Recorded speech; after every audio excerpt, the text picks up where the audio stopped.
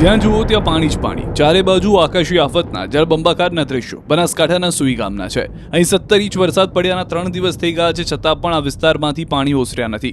પાણી એટલા ભરાયા છે કે ખેતરો ડૂબી ગયા છે. સુઈ ગામ આ વખતે પૂરની ભયંકર ચપેટમાં આવ્યું છે. ગામડાઓ પાણીમાં ઘેરાઈ ગયા છે, ખેતરો ડૂબી ગયા છે અને લોકો મુશ્કેલીમાં મુકાયા છે.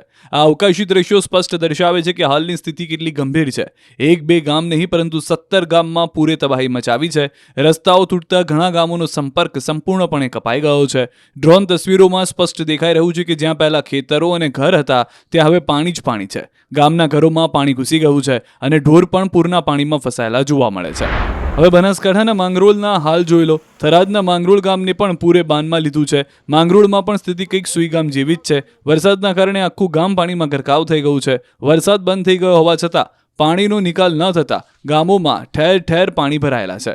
ભારતમાલા રોડ નીચે પાણીના નિકાલ માટે કોઈ નાળા બનાવવામાં આવ્યા નથી, જેના કારણે વરસાદનું પાણી ગામમાં જ જમા થઈ રહ્યું છે.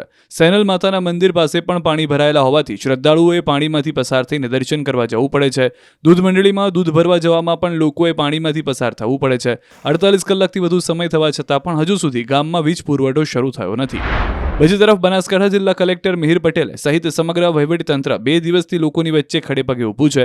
વરસાદને પગલે થયેલ નુકસાન બાબતે સમગ્ર બાબતોનું નિરીક્ષણ કર્યું હતું તથા સંબંધિત અધિકારીઓને જરૂરી સૂચનાઓ આપી હતી. આ સાથે લોકોને મળીને સાંત્વના સાથે વહીવટીતંત્ર તરફથી તમામ સુવિધાઓ ઉપલબ્ધ કરાવવા બાબતે ખાતરી આપી હતી. વહીવટીતંત્રના અધિકારી ટ્રેક્ટર અને બોટ મારફત 4 ફૂટથી ઊંડા પાણી પાર કરીને લોકોની વચ્ચે પહોંચ્યા હતા. તેમણે સુઈગામ તાલુકાના કુચોસણ, જોરાવરગઢ, દુધવા અને સુઈગામ સહિતના વિસ્તારમાં જઈને લોકો સાથે વાતચીત કરીને સમગ્ર પરિસ્થિતિનો તાગ મેળવીને પાણીનો નિકાલ, નુકસાન સહિતની બાબતો અંગે ઉપસ્થિત અધિકારીઓને સૂચના આપી હતી.